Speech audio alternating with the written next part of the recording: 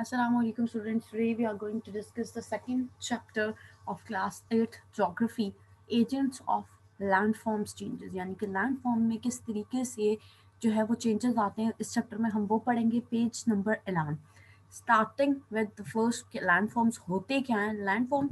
A landform is a word that describes a form of land. Landform एक ऐसे surface को बोलते हैं, एक ऐसे टुकड़े को बोलते हैं जो कि डिस्क्राइब करता है कि क्या लोकेशन है, क्या एग्जीक्यूशन है. अब each type of landform is defined by its size, shape, location and what is it made up of. हर तरह का जो लैंडफॉर्म है वो अपने साइज से, अपनी शेप से और अपनी लोकेशन से आइडेंटिफाइड होता है कि आखिर वहाँ पे उस स्ट्रक्चर में, उस फिजिकल फीचर में बेसिकली वहाँ पे क्या एग्जिस्टेंस है. अगर वहाँ पे ट्रीज की एग्जिस्टेंस है तो शेप और साइज से हम आइडेंटिफाई कर लेते हैं कि वहाँ पे फॉरेस्ट है, या माउंटेन्स हैं तो उससे ये लोकेशन एग्जीक्यूट हो जाती है कि वहाँ पे माउंटेनिक एरिया है. सो बेसिकली लैंडफॉर्म्स क्या हो सकते हैं? Natural, geographical, physical feature. Naturally, कुदरती तौर पर, जियोग्राफिकली जिनकी एक लोकेशन है, जिनकी एक एग्जिस्टेंस है, और फिजिकल फीचर्स जो ज़ाहिरी तौर पर मौजूद है, उन सब की स्टडी बेसिकली लैंडफॉर्म्स कहलाती है. Different types of landforms are found on Earth because its surface is not uniform. जमीन का सरफेस जो है वो एक जैसा नहीं है, जिसकी वजह से बहुत सारे जो लैंडफॉर्म्स हैं वो हमें देखने को मिलते हैं. कहीं पे वॉल्केनोज आते हैं, कहीं पे माउंटेनिक एरिया, स्टीप पाथ है, प्लेट्यूज है. ये डिफरेंट लैंडफॉर्मिक स्ट्रक्चर्स हैं जो हम देखते हैं. These are created by internal और external forces of the earth. अब कुछ तो हैं जो internally, कुछ forces जिनके थ्रू जो है डेवलप होते हैं, कुछ एक्सटर्नल फोर्सेस के थ्रू होते हैं. जो एक्सटर्नल फोर्सेस के थ्रू होते हैं यानी कि बाहर से जो जमीन में चेंजेस आते हैं, उनमें रिवर्स हो सकते हैं, ग्लेशियर्स हो सकते हैं, विंड हो सकती है, सी वेव्स हो सकते हैं, साइक्लोन हो सकते हैं. इनके समंदर की, या जब ग्लेशियर्स हैं उनके मेल्ट होने से फ्लड कॉज होते हैं और उसकी वजह से जो जमीन है उसमें चेंजेस आते हैं, या अर्थक्वेक. ये तमाम की तमाम एक्सटर्नल फीचर्स है जिसके थ्रू आपका लैंड फॉर्म, जो जमीन है उसकी जो फिजिकल फीचर्स की जाहिरी जो सिचुएशन है वो चेंज होती है. इंटरनल फीचर्स में माउंटेन्स हैं, प्लेट्यूज हैं, प्लेन है. अब एक प्लेन पाथ है वो इसका इंटरनल फीचर है, या कहीं पे स्टीपी पाथ आता है या प्लेट्यूज आते हैं जो ऊपर नीचे जगह है, एक स्मूथ पाथ नहीं है, तो वो इंटरनल फीचर्स हैं. Landforms made by reverse. River is an important agent of landform change.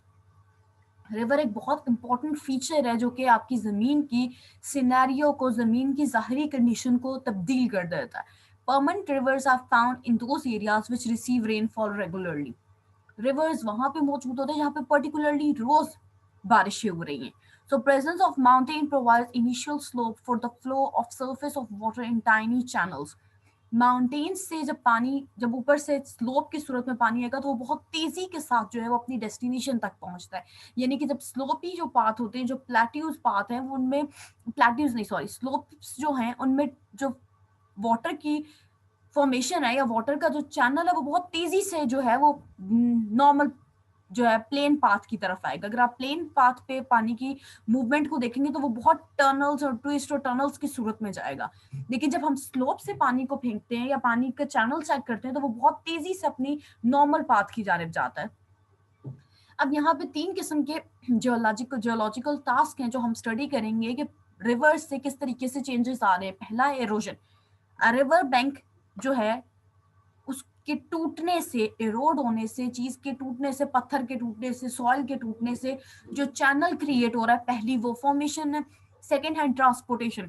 जब पानी मूव करता है तो बहुत सारे उसमें टाइनी पार्टिकल्स होते हैं, यानी कि सॉइल उसमें मिक्स हो जाती है, जिसकी वजह से जब वो पानी का बहाव तेज होता है तो वो बहुत तेजी से अपनी जो प्लेस है, उस जिस लोकेशन से मूव कर रहा था वहां पे अपने डिपॉजिट्स ट्रांसपोर्ट कर देते हैं. यानी कि कुछ मिट्टी के, पत्थर के जो स्मॉल पार्टिकल्स हैं उनको डिस्पोज आउट कर देता है.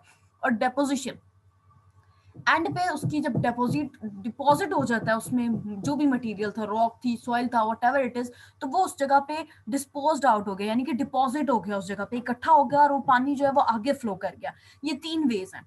जो पहला रिवर की हम ट्रांसफॉर्मेशन पढ़ेंगे वो है we shaped valley.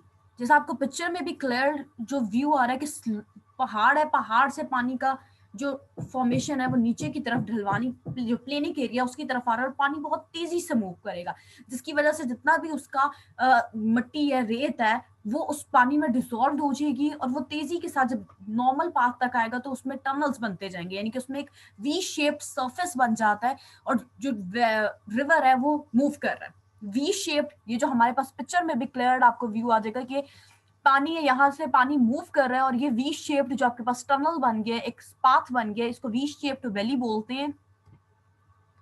Formation of a V shaped valley, rivers begin high up in the mountain so they flow quickly. जब पानी पहाड़ से बहुत तेजी के साथ नीचे आएगा, जैसे मैंने पहले बताया, और वो जितना भी रेत या पत्थर है वो पानी में डिसॉल्व होना शुरू हो जाएंगे। वो बहुत तेजी के साथ जब मूव करेगा तो अपने जो साइड लाइंस उसमें डिसॉल्व होने की वजह से मिट्टी वहां का जो एरिया है वो अपनी पोजीशन को चेंज करेगा।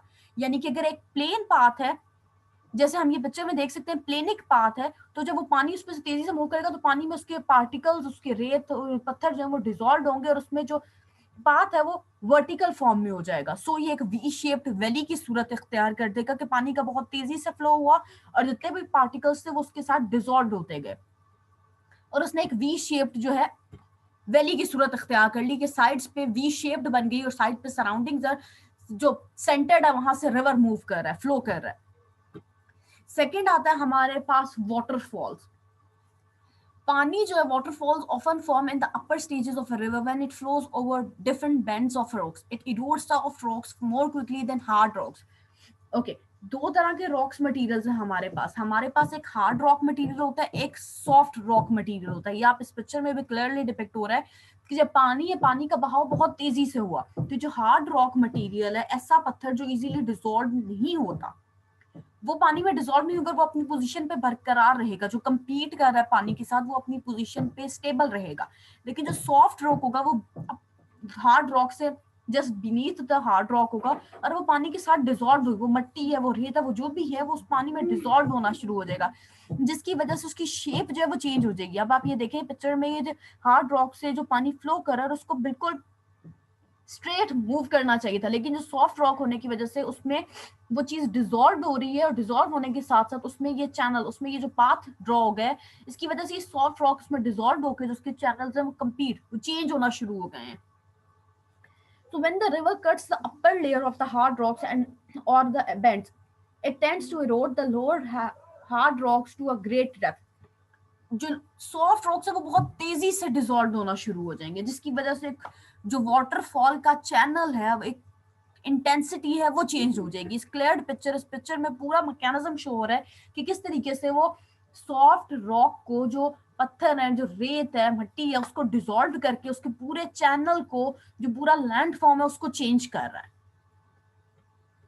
Third is meanders and oxbow lakes. Meanders कहते हैं ट्विस्ट और टर्न्स को।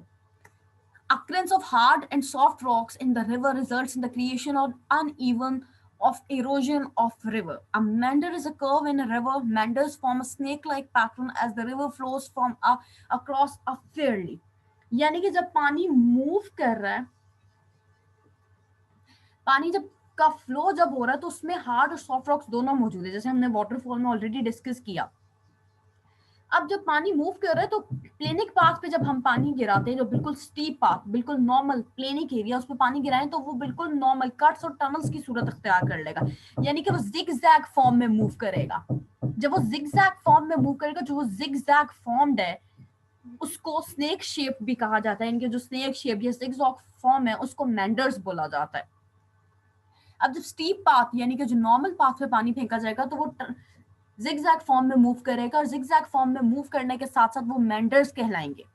Now come to oxbow lakes. Oxbow lakes क्या होते हैं कि जब पानी फ्लो कर रहा है, तो अक्सर हम, अब आप ये भी देख सकते हैं कि पानी का फ्लो है, पानी फ्लो कर रहा है, यहाँ पे जैसे हमने कहा कि इसने ये ठीक है, ऑक्स शेप्ड जो है वो इख्तियार कर ली है। इसको ऑक्सबो लेक्स इस वजह से बोलते हैं क्योंकि ये अब यहाँ से पानी का फ्लो है, ठीक है, एग्जैक्टली पानी फ्लो कर रहा है, लेकिन यहाँ पे कुछ डिपॉजिट, जैसे हमने पहले बात की कि सॉफ्ट रॉक्स जो है वो डिपॉजिट हो जाएंगे इस सरफेस पे, और इस सरफेस पे डिपॉजिट होने की सूरत में जो पानी का चैनल था वो अलग हो जाएगा। तो पानी अब इस सूरत में ऑक्स शेप बनाने के बजाय वो सीधा यहाँ से यू मूव कर जाएगा, क्योंकि जो चैनल था, जो मूवमेंट थी, वहां पे डिपॉजिट जो सॉफ्ट रॉक मटेरियल है वो डिपॉजिट हो गए। सो उसने ये ऑक्स शेप्ड ओ शेप्ड जो है वो इख्तियार कर लिया, और इसको ऑक्सबोल लेक्स बोला जाता है, जहाँ पे जो मेंडर्स के बाद यानी कि ट्विस्ट और टनल्स के बाद जिगजैग शेप के बाद जो ऑक्स फॉर्म में लेक्स बनते हैं, ओ फॉर्म में जो लेक्स बनते हैं, डिपॉजिट ऑफ सॉफ्ट रॉक की वजह से, डिपॉजिट ऑफ सॉइल की वजह से, डिपॉजिट ऑफ सॉइल की या किसी भी ऐसे चीजों की जो सॉफ्ट रॉक में कंसिडर्ड होती है, सॉफ्ट मटेरियल में कंसिडर, उसके डिपॉजिट की वजह से, इस चैनल के बंद होने की वजह से जो ऑक्स ओ शेप्ड लेक्स बन जाते हैं। जो हम नेक्स्ट पढ़ेंगे वो पढ़ेंगे रिवर्स डेपोजिशनल लैंडफॉर्म्स, यानी कि जब रिवर्स में डिपॉजिट होना शुरू हो गए। पहले जो हमने पढ़े वो इरोड हो रहे थे, वी शेप्ड वैली बनी कि उसने मटेरियल्स को, सॉफ्ट रॉक को इरोड किया, उसको तोड़ा, पानी में डिसॉल्व हुए।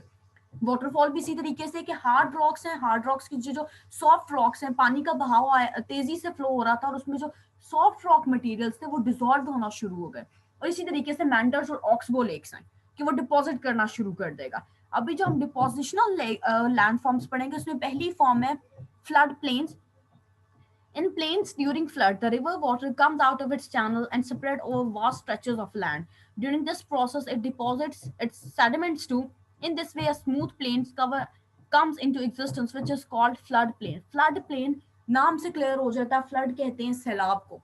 प्लेनिक एरिया पे जब सैलाब का आना तो वो स्ट्रेच डाउन करेगा, यानी कि अगर हम एक चैनल की बात करें, पानी का वेव्स का बहाव बहुत तेजी से हुआ और उसने उस चैनल को तोड़ा, चैनल से बाहर काम आउट हुआ, तो जो चैनल से बाहर पानी का मूवमेंट था उसकी वजह से सैलाब आ गया।